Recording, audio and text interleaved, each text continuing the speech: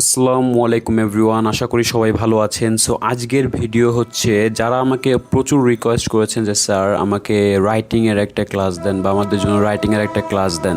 So আমি তাদের জন্য রাইটিংয়ের ক্লাস নিয়ে হাজির হলাম।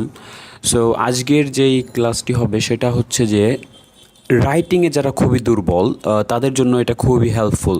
ঠিক আছে, এখন রাইটিংয়ে কিন্তু আমরা অনেক কম মার্কস পাই, তাই না? সো আমাদের কিন্তু রিডিং এবং লিসনিংয়ে যদি ঠিক হয় কাটার কোনো সুযোগ নেই, কিন্তু স্পিকিং এবং রাইটিংয়ে গিয়ে কিন্তু তাদের হাতে এটা ডিপেন্ড করে। ঠিক আছে, সো তারা যদি আমাদেরকে একটু কম দিয়েও ফেলে আমাদের কিছু করার নেই। ঠিক আছে, সো অবশ্যই আপনাকে ভালো করে লিখতে হবে, তাহলেই তারা ভালো একটা মার্কস দিবে। ঠিক আছে, সো এখানে রাইটিং টাস্ক টুতে আসলে অনেক সমস্যা ফেস করতে হয়, কারণ আমরা কিভাবে সাজাবো কিভাবে লিখবো আমরা কিছু জানি না। তার আগে আমি একটু এক নজর আপনাদেরকে দেখিয়ে নিই। দেখেন, আমি আপনার জন্য সাজিয়ে রেখেছি। দেখেন কোন রাইটিংস কিভাবে লিখবেন সমস্ত কিছু আমি সাজিয়ে রেখেছি।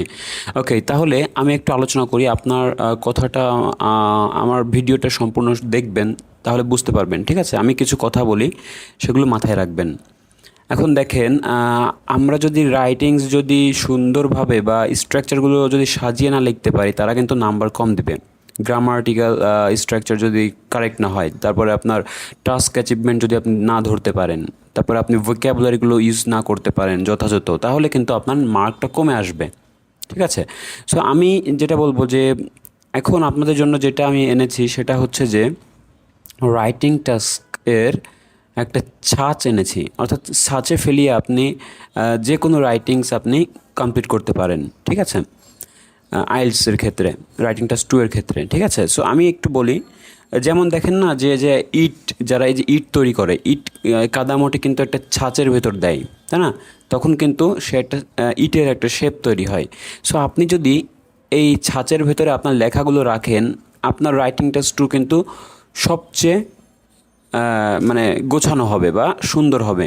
ঠিক আছে, এতে করে এক্সামিনার খুশি হয়ে আপনাকে নাম্বারটা দিতে বাধ্য থাকবে। ঠিক আছে, সো অবশ্যই আমার এই ফর্মুলাটা ফলো করবেন, দেখবেন যে আপনার রাইটিং টেস্ট টুতে আর কোনো সমস্যা নাই। আপনি জাস্ট অন্য অন্য দিক নিয়ে ভাববেন, রিডিং, লিসনিং, তারপর আপনার কি বলে আরেকটা কি বলে স্পিকিং, তাই তো?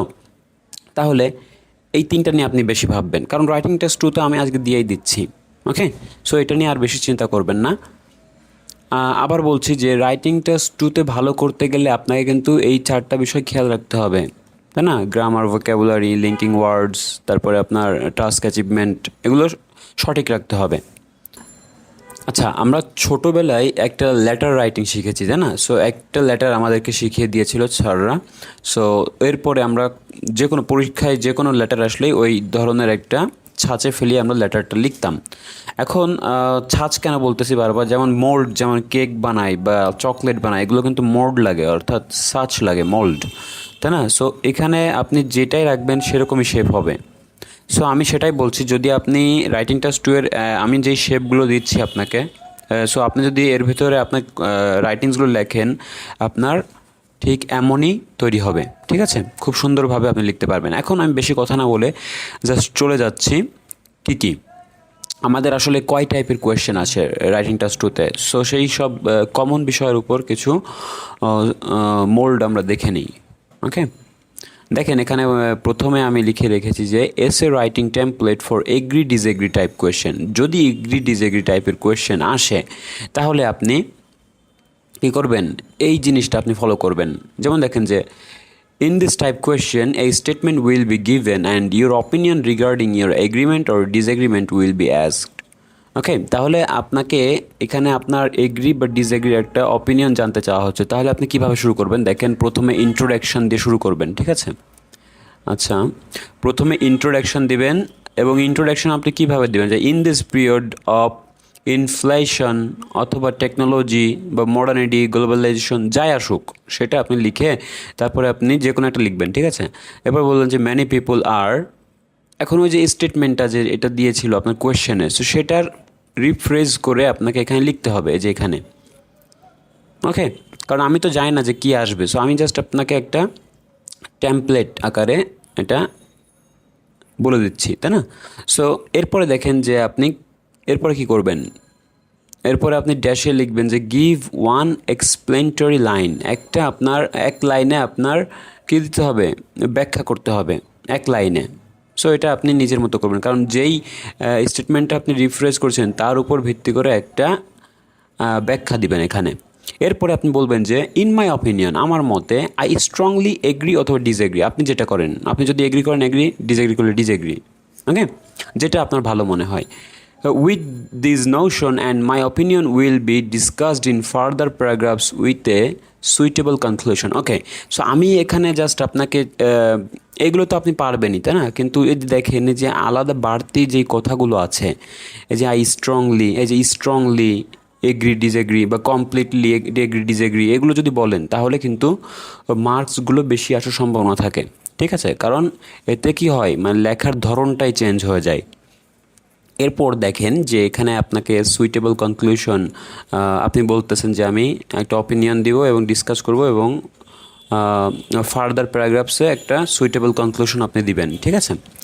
আচ্ছা, এরপর দেখেন আপনি বডি প্যারাগ্রাফ 1 এবং 2 এবং কনক্লুশন। আচ্ছা, রাইটিং টেস্ট 2তে সবসময় থাকবে একটা ইন্ট্রোডাকশন, বডি প্যারাগ্রাফ 1, 2, কনক্লুশন, ঠিক আছে?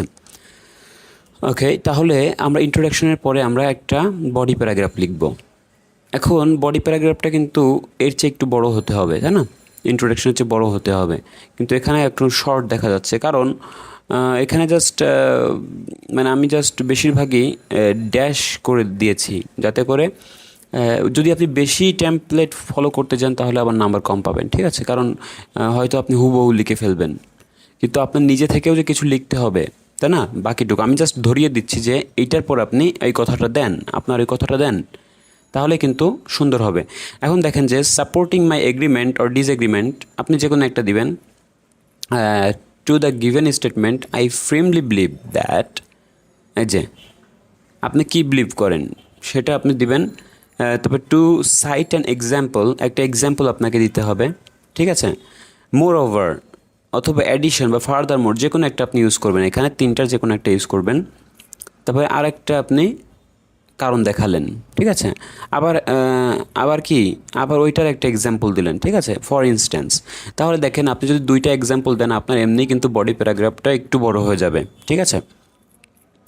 আচ্ছা, এখন এক্সাম্পল কী দিবেন এটা আপনাকে নিজেই মানে ডিসাইড করতে হবে। এখন আমি যদি এমন একটা এক্সাম্পল দিয়ে দিতাম, তাহলে আপনি যদি ওইটাই লিখে আসতেন তাহলে কিন্তু পুরো কাটা যেত, তাই না? সো আমি এখানে ফাঁকা রেখেছি। সো এখানে আপনি নিজের মতো একটা এক্সাম্পল তৈরি করবেন এগ্রি ডিসএগ্রিমেন্টে। এই এক্সাম্পলগুলো তৈরি করতে আপনি একটু সময় নেবেন, ঠিক আছে? রাইটিং টেস্ট 2তে আপনি সময় নেন, সমস্যা নাই, কারণ এখানে 40 মিনিট সময় আছে। আপনি কী এক্সাম্পল দেবেন সেটা আপনি ভাবেন, পয়েন্ট আউট করেন এবং তার কারণগুলো দেখান, ওকে? আপনার সাপোর্টিং বাক্যগুলো তুলে ধরেন, ঠিক আছে? সো আপনি এই হিসেবে যদি তুলে ধরেন তাহলে দেখবেন যে আপনার রাইটিংটা অনেক সুন্দর হয়ে গেছে। বডি প্যারাগ্রাফ 2তে কী আছে দেখেন, এভাবে লিখে আপনি আগের মতোই দেখেন এভাবে লিখতে পারেন, ঠিক আছে? সো এখানেও একটু বড় করতে হবে। আচ্ছা, মোট কথা যে আপনার 250 ওয়ার্ডস এবং নট মোর দেন 300 ওয়ার্ডস লিখলে ভালো হয়, ঠিক আছে? তারপর দেখেন কনক্লুশন আমরা এই এতটুকু দিয়ে দেবো যে ইন কনক্লুশন একটা কোয়েশ্চেনের আবার রিপিট করবেন, মানে শর্ট করে। তারপরে আপনি বলবেন যে I believe that after mentioned points R strongly supporting my view point. Okay, so সুন্দর করে কিন্তু আপনার কনক্লুশন হয়ে গেল। তাহলে ইন্ট্রোডাকশন আর কনক্লুশনের চিন্তা নেই, আমাদের একটু চিন্তা করতে হবে বডি প্যারাগ্রাফ 1 এবং 2তে কোথায়, জাস্ট এক্সাম্পলের ক্ষেত্রে, তাই না? ওকে, এছাড়া দেখেন খুব ইজি, এর চেয়ে ইজি আর কিছু হবে না, ঠিক আছে? এর চেয়ে ইজি আর কখনোই হবে না। সো অবশ্যই এই টেমপ্লেটটা ফলো করার চেষ্টা করবেন, দেখবেন যে আপনার agree disagree type of question ready হয়ে গেছে। আমি আবার নিচে চলে আসছি, দেখেন essay writing template for advantage and disadvantage type of question, ঠিক আছে? তাহলে অ্যাডভান্টেজ আর ডিসঅ্যাডভান্টেজ কোয়েশ্চেনে আমরা কি লিখতে পারি? দেখেন একটা ইন্ট্রোডাকশন, বডি প্যারাগ্রাফ 1, 2, কনক্লুশন, তাই না?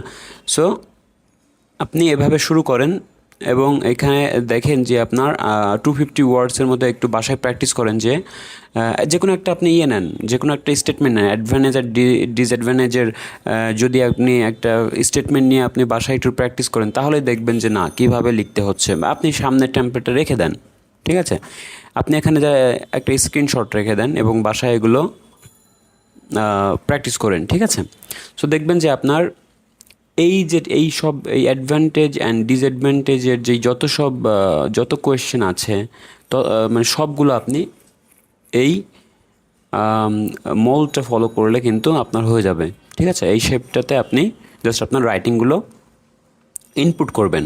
ওকে, সো আমি আর পড়ে দিচ্ছি না, আপনি বাসায় একটু প্র্যাকটিস করবেন। ওকে, আচ্ছা, এখন আমি চলে যাব writing template for compare and contrast. Compare and contrast করার জন্য আমরা কি contrast two opinion type of question, তাই না? সো এই সব টাইপ অফ কোয়েশ্চেনের ক্ষেত্রে আপনি introduction, body paragraph 1 to conclusion, so same জিনিস ব্যবহার করবেন। এখন কিভাবে করবেন? ইন্ট্রোডাকশনটা আপনি এভাবে শুরু করতে পারেন। ঠিক আছে, তারপর বডি প্যারাগ্রাফটা দেখেন, ফার্স্টলি দিচ্ছেন মানে প্রথমত, তারপর একটা এক্সাম্পল দিচ্ছেন, তারপর সেকেন্ডলি, তারপর প্রকৃতপক্ষে অ্যাজ এ কনসিকুয়েন্স, তাই না? সো এগুলো কিন্তু আপনাকে ব্যবহার করতে হবে যদি আপনার কম্পেয়ার করতে হয়, ফার্স্টলি, সেকেন্ডলি, থার্ডলি, তাই না? সো যতগুলো আপনি দিবেন ততগুলো সিরিয়ালি এখানে লিখতে পারেন। এখন ফার্স্টলি বলে এর একটা এক্সাম্পল দিতে হবে। ঠিক আছে, ওকে, আচ্ছা, তারপর বডি প্যারাগ্রাফ 2তে এসে আপনি কি করবেন? অন ইটস কন্ট্রাস্টিং সাইড, মানে আপনি এখানে কি করতেছেন, মানে বিপরীতটা তুলে ধরতেছেন, ভিউটা। ওকে, তাহলে এখানে আপনি এভাবে লিখতে পারেন যে further more over in addition, যে কোনো একটা আপনি ইউজ করতে পারেন। তারপর কনক্লুশনে চলে গিয়ে আপনি আপনার একটা এই যে এখানে আপনি নিজের মতামত দিবেন। ঠিক আছে, to conclude I would like to say that, নিজের মতামত, however it will depend upon the mindsets of the people. আচ্ছা, এগুলো দেখেন, এগুলো একটাও চেঞ্জ করবেন না, হুবহু এটা লিখে আসবেন। দেখবেন যে আপনার রাইটিংসে মার্ক দিতে আপনাকে বাধ্য থাকবে তারা, কারণ এখানে কোনো ভুল নেই, এখানে গ্রামার সঠিক, এখানে আপনার স্ট্রাকচারগুলো সঠিক হচ্ছে, তারপরে সঠিকভাবে আপনার ভোকাবুলারি ইউজ করা হয়েছে, লিঙ্কিং ওয়ার্ড ইউজ করা হয়েছে। ঠিক আছে, সো এখানে কোনো সন্দেহ রাখার কোনো দরকার নেই, আপনি জাস্ট এখানে একটু জোর দেন, এই যে এই ড্যাশে ড্যাশে আপনি কি লিখবেন সেটা আপনি প্রশ্নের ধরন দেখে আপনাকে সিলেক্ট করতে হবে। ওকে, এরপর আমি চলে আসছি cause and solution type of কোয়েশ্চেনের ক্ষেত্রে। কজ অ্যান্ড সলিউশন টাইপের কোয়েশ্চেনের ক্ষেত্রে আপনি এই টেমপ্লেটটা ইউজ করতে পারেন। ঠিক আছে, সো এখানেও দেখেন যে introduction, body paragraph 1 to conclusion. এখন এই ড্যাশে ড্যাশে লিখে আপনাকে ওই 250 ওয়ার্ডস করতে হবে এবং নট মোর দেন 300 ওয়ার্ডস। ঠিক আছে, তাহলে দেখবেন যে আপনার রাইটিংসটা অনেক অনেক সুন্দর হয়ে গেছে এবং গোছালো। কারণ দেখেন এই যে যেই কথাগুলো এনেছেন, তাহলে কিন্তু এগুলোর উপর ভিত্তি করে কিন্তু আপনাকে মার্ক দিবে। ঠিক আছে, সো এগুলো কিন্তু আগে থেকেই তৈরি করা। সো আপনি জাস্ট বাসায় একটু প্র্যাকটিস করতে হবে, মুখস্থ করতে হবে। আমি বলবো হ্যাঁ আপনি মুখস্থ করেন, ঠিক আছে, শুধু এখানে করেন, কিন্তু এখানে মুখস্থ করার দরকার নেই। এই যে এই ড্যাশে এগুলো আপনি নিচে থেকে দিবেন। যেমন দেখেন যে এখানে এই যে সেকেন্ডলি যে কী আসতে পারে, লাস্টলি কী আসতে পারে, সেটাই আপনি বাসায় প্র্যাকটিস করেন। ঠিক আছে, ওকে, এবং কনক্লুশনে আপনি জাস্ট ডিরেক্ট এটা লিখে দিয়ে আসবেন, ডিরেক্ট। ওকে, এখানে কোনো ড্যাশ দিইনি, সেখানে আপনি ডিরেক্ট লিখে দিয়ে আসবেন। ঠিক আছে, ওকে, এরপরে আমরা যেটা দেখব সেটা হচ্ছে যে essay writing template for statement type questions. Okay, so statement type of কোয়েশ্চেনের ক্ষেত্রে আপনি ইন্ট্রোডাকশন ব্যবহার করবেন। দেখেন লং বলতে কি মানে 2-3 লাইনের একটা ইন্ট্রোডাকশন এখানে দেওয়ার চেষ্টা করবেন। ঠিক আছে, বডি প্যারাগ্রাফ 1, 2 এবং কনক্লুশন, তাই না? সো দেখেন বডি প্যারাগ্রাফ 1 যতটুকু বড় হবে, 2 কিন্তু ততটুকু বড় করতে হবে। ঠিক আছে, এবং এই সবগুলো মিলিয়ে যাতে আপনার 250 ওয়ার্ডস হয়, অ্যাটলিস্ট 250 ওয়ার্ডস হয়, এবং আপনার হাতে কিন্তু 40 মিনিট সময় আছে। সো আপনি কিন্তু 30 মিনিটের ভিতরে আপনি লিখে ফেলতে পারবেন, যেহেতু আপনার অলরেডি একটা জানা আছে, টেমপ্লেট জানা আছে। সো আপনি 10 মিনিট ব্যয় করেন যে কী লিখবেন, এখানে কি লিখবেন, এখানে কি লিখবেন, এখানে কি লিখবেন, এটা আপনি কোয়েশ্চেনের উপর ধরন দেখে বুঝতে পারবেন যে আপনার কি লেখা উচিত। স্টেটমেন্ট টাইপ অফ কোয়েশ্চেনের ক্ষেত্রে আপনি এরকম টেমপ্লেটটা ইউজ করতে পারেন। ঠিক আছে, সো অনেক সুন্দর করে আপনার রাইটিং টেস্ট টুটা কমপ্লিট হয়ে যাবে। সো রাইটিংয়েও কিন্তু বেশ ভালো একটা মার্কস পাবেন, ঠিক আছে। সো এর চেয়ে ইজি আর ওয়ে কিন্তু নেই, উইদিন শর্ট টাইমে কিন্তু আপনার ভালো একটা প্রিপারেশন হয়ে যাচ্ছে রাইটিংয়ের উপরে, ঠিক আছে। সো আশা করি বুঝতে পেরেছেন, এবং ভিডিওটি যদি অবশ্যই ভালো লাগে অবশ্যই বন্ধুদের সঙ্গে শেয়ার করবেন যারা আসলে রাইটিংয়ে প্রবলেম ফেস করছে। সো তাদের কিন্তু অনেক হেল্প হবে যদি আপনারা শেয়ার করেন, আপনার ফ্রেন্ডসের কিন্তু অনেক হেল্প হবে। সো অবশ্যই আপনার ফ্রেন্ডসের সঙ্গে শেয়ার করুন ভিডিওটি, এবং তাদেরকে জানতে দিন যে আসলে কিভাবে তারাও এই পথ ফলো করে তারা রাইটিংয়ে ভালো একটা মার্ক তুলতে পারে। ওকে, সো অবশ্যই আপনার বন্ধুদের সঙ্গে শেয়ার করবেন, এবং ভালো লাগলে লাইক কমেন্ট করবেন। এবং আপনারা লাইক কমেন্টস করলে আমার একটু ভালো লাগে, কারণ দেখতে পারি আপনাদের একটু চেহারাটা দেখতে পারি যে কারা আমার ভিডিওটি দেখেছে বা কারা আমার ভিডিওগুলো ভালোবাসছে। সো আপনাদের জন্য আগে থেকেই থ্যাংক ইউ যারা লাইক কমেন্ট করবেন, ঠিক আছে। So thank you so much for joining with me. Okay, so next ক্লাসে অন্য ভিন্ন টপিক নিয়ে আলোচনা করা হবে। আশা করি সেই পর্যন্ত সুস্থ থাকবেন, ভালো থাকবেন।